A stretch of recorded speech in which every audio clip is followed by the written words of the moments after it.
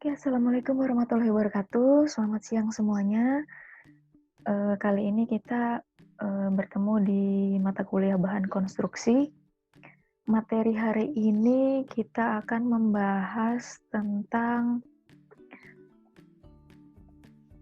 bahan non-logam. Oke, kemarin pertemuan-pertemuan sebelumnya kita udah membahas materi mengenai logam non-ferro. Kali ini kita akan membahas materi tentang bahan non-logam. Jadi di sini nanti kita ada 3 bagian. Yang pertama polimer, nanti kita akan membahas tentang plastik, kayu, karet, serat, dan lain-lainnya. Kemudian untuk yang kedua, kita akan membahas tentang keramik dan semen. Kemudian selanjutnya, yang terakhir kita akan membahas tentang non-logam lain, seperti gelas, bata tahan api, dan lain sebagainya. Baik,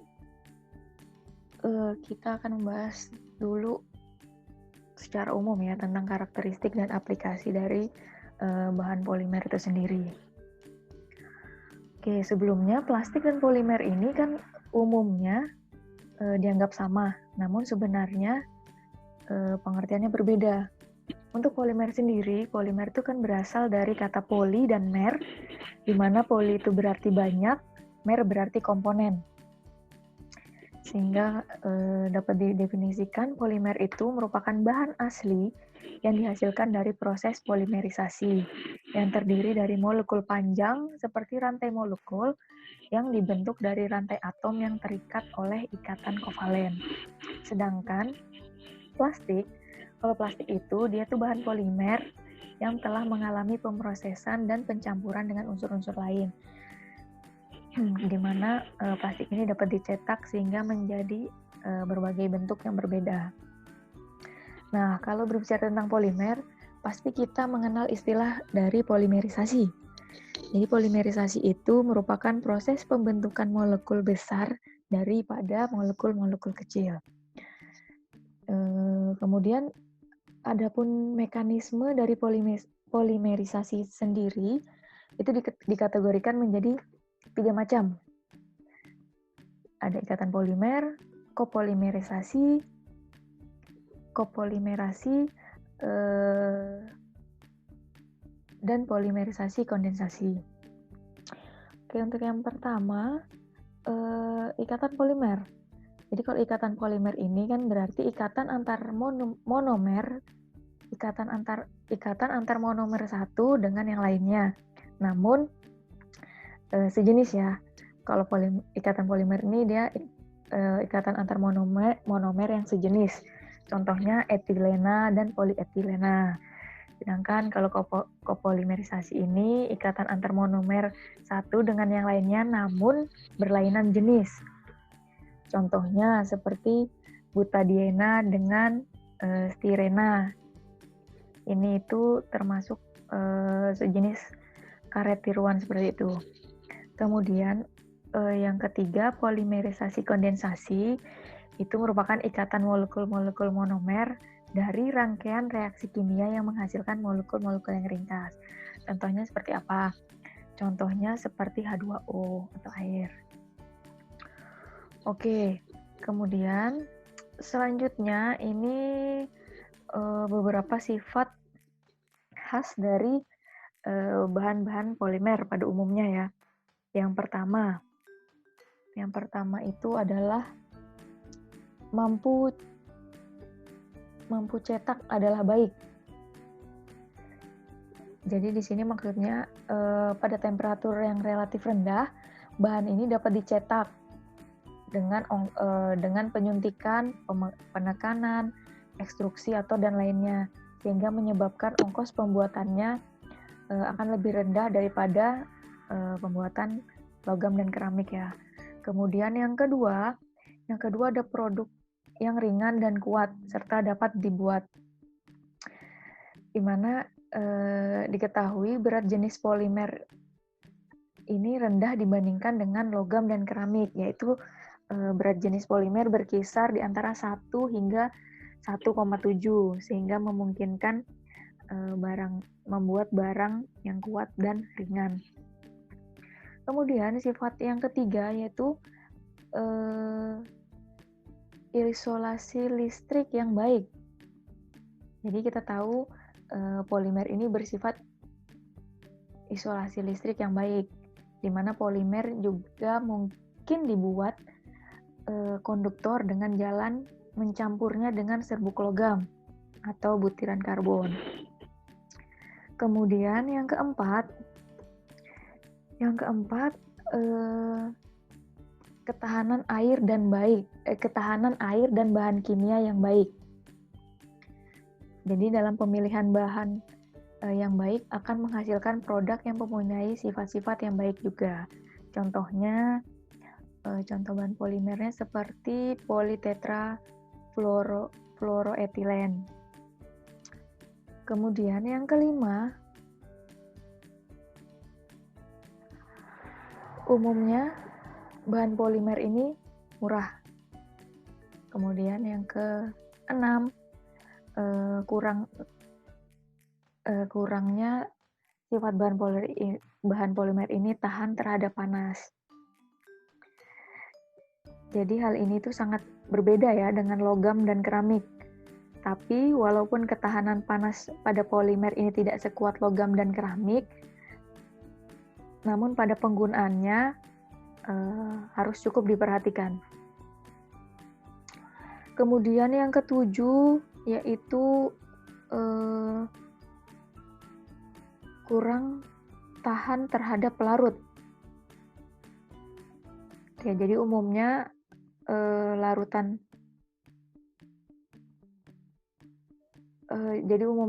dalam zat pelarut tertentu, kecuali beberapa bahan khusus seperti politetrafluoroetilen, kalau tidak dapat larut, mudah retak karena kontak yang terus-menerus dengan pelarut dan disertai dengan adanya tegangan.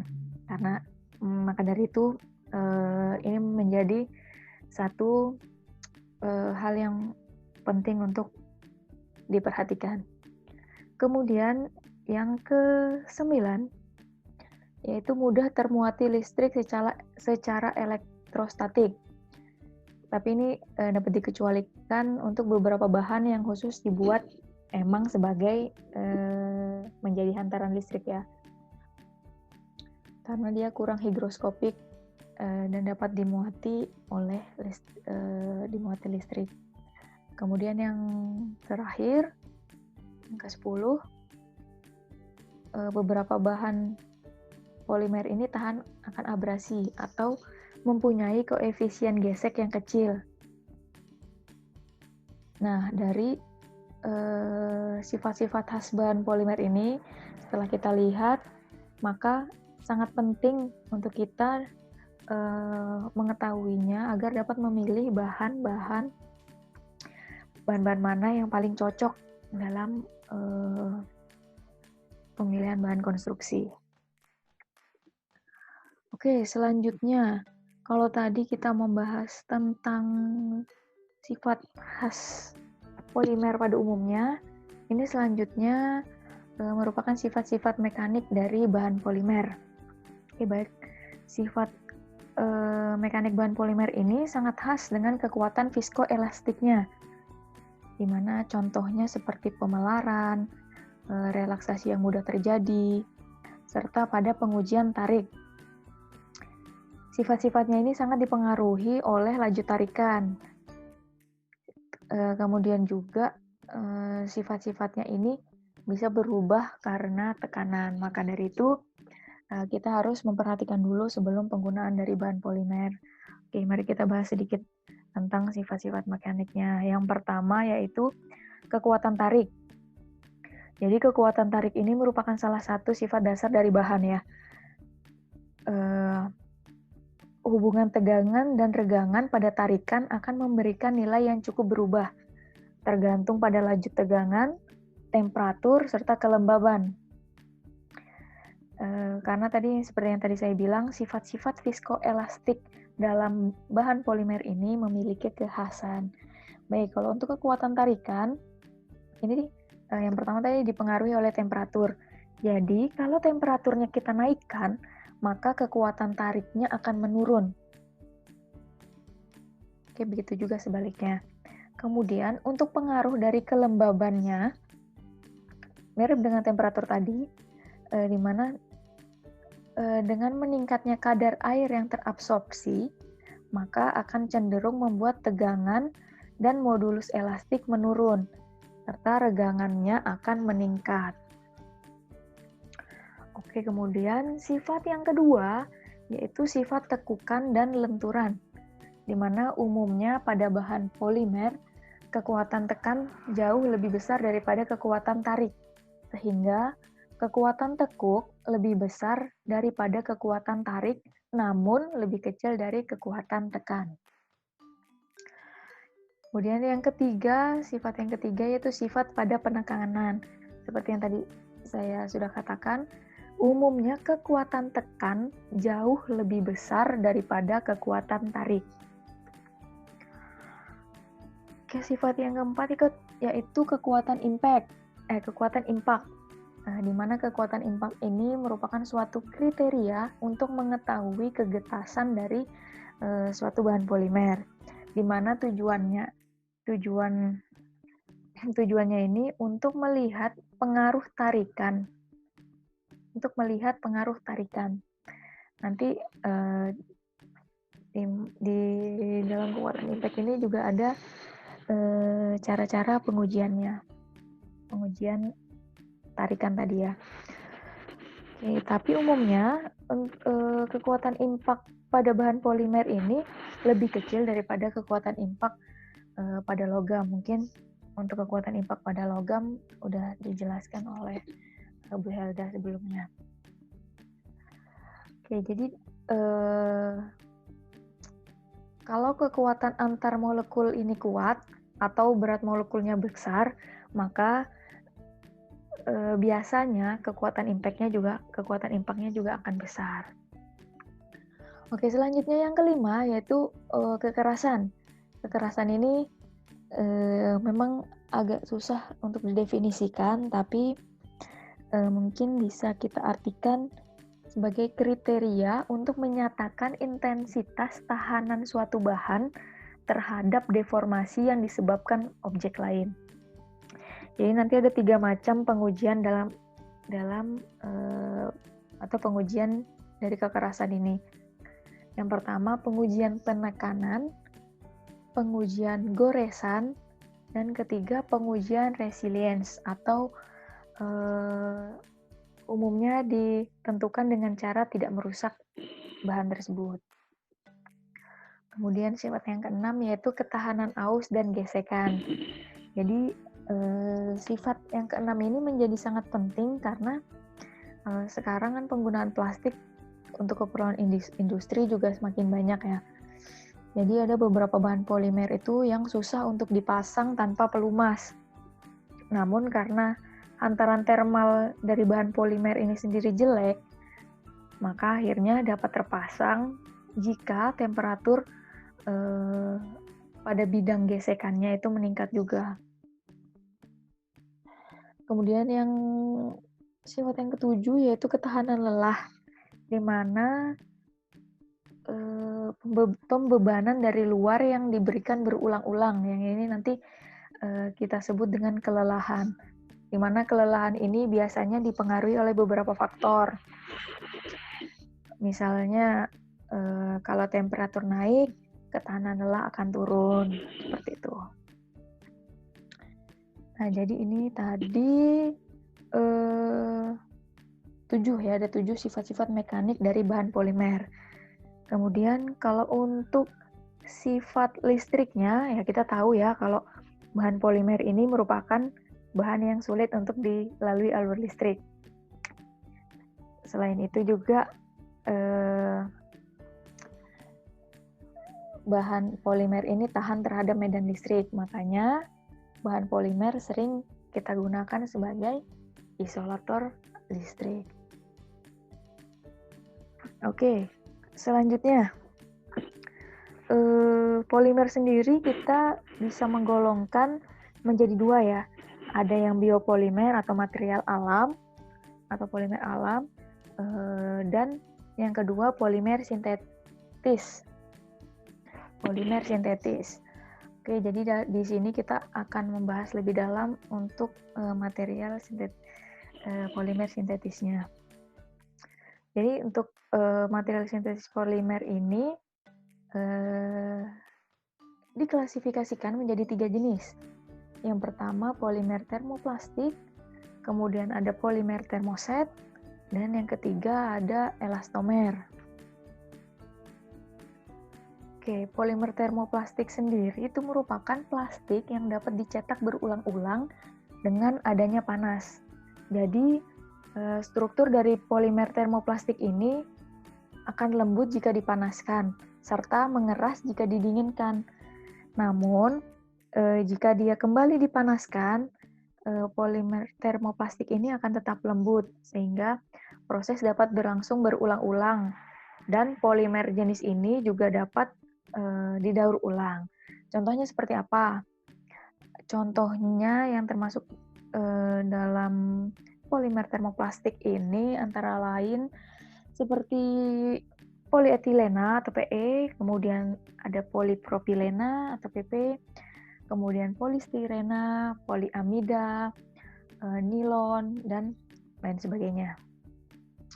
Kemudian yang kedua itu polimer termoset. Kalau untuk polimer termoset ini merupakan plastik yang apabila telah mengalami kondisi tertentu tidak dapat dicetak kembali karena bangun polimernya berbentuk jaringan 3 dimensi. Jadi polimer termoset ini jika dipanaskan akan mengalami perubahan kimia dan fasa. Misalnya dari plastik padat menjadi suatu bahan yang keras dan kaku. Kemudian polimer termoset ini jika dipanaskan pertama kali dia tetap akan lembut. Dia akan lembut. Kemudian akan mengeras jika didinginkan. Namun bedanya dengan termoplastik, jika untuk polimer termoset jika dia dipanaskan kembali, umumnya polimer ini akan menjadi tidak lembut dan lebih rapuh dibanding dengan termoplastik, sehingga penggunaannya hanya dapat digunakan sekali pakai saja. Contoh dari polimer termoset ini ada poliuretan, ada urea formaldehid, ada epoksi, ada fenolog, ada polyester, dan lain-lainnya. Oke, kemudian yang ketiga itu ada elastomer, di mana elastomer ini merupakan salah satu jenis polimer yang terdiri dari rantai molekul, di mana mempunyai ciri kemampuannya untuk diregang di bawah tekanan atau direntangkan, dan dapat kembali pada bentuk awalnya bila tekanan dikurangi atau bersifat elastis. Contohnya seperti apa? Contoh elastomer ini seperti karet, baik karet alam maupun karet sintetis. Kemudian ada silikon, ada polipropilena natural rubber atau PPNR, dan lain-lainnya.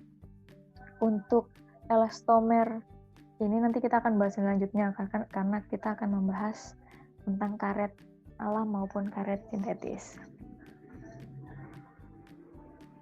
Oke, untuk polimer termoplastik tadi ada sifat fisika dan sifat mekanikanya. Untuk sifat fisikanya kita ambil contoh satu, yaitu polipropilena, di mana polipropilena ini merupakan polimer paling serbaguna karena sifat mekaniknya yang baik, densitas rendah, dan harga yang terjangkau, serta memiliki kekerasan dan kerapuhan yang paling tinggi dan bersifat kurang stabil terhadap panas yang dikarenakan adanya hidrogen tersier. Sedangkan untuk sifat mekanikanya, polipropilena ini atau polimer termoplastik ini pada suhu ruang daya renggang dan kekakuannya sama dengan sifat polietena bermassa jenis tinggi. Namun sifat itu akan berubah pada suhu yang lebih tinggi, sehingga memiliki ketahanan yang baik pada pelarut organik. zat pendegradasi, dan serangan elektrolit.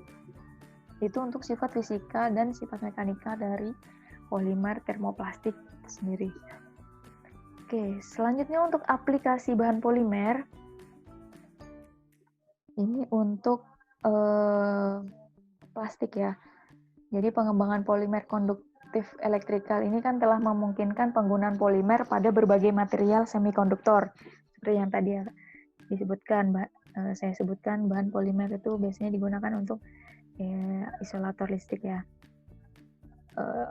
Contohnya di sini polimer-polimer semikonduktif, pertukaran antara dua elektroda sudah dapat membangkitkan cahaya dalam beberapa warna, seperti yang diperlihatkan pada gambar titik 1. Jadi plastik ini yang banyak digunakan itu berupa lempeng, lembaran, dan film, di mana keunggulan sifat-sifatnya membuat plastik ini banyak digunakan untuk membuat peralatan seperti komponen mesin ketik elektronik maupun mekanik. Jadi dari gambar 1 ini merupakan material polimer dan ini merupakan material polimernya. Kemudian tiga di bawah ini merupakan lembaran LCD-nya. Baik, mungkin untuk video kali ini cukup sampai di sini. Nanti untuk video selanjutnya kita akan membahas tentang elastomer tadi ya. Jadi kita akan membahas tentang karet alami dan karet sintetis, serta bahan-bahan polimer lainnya selain plastik yang sudah dibahas pada video ini. Oke, terima kasih banyak. Sampai bertemu di video selanjutnya. Wassalamualaikum warahmatullahi wabarakatuh.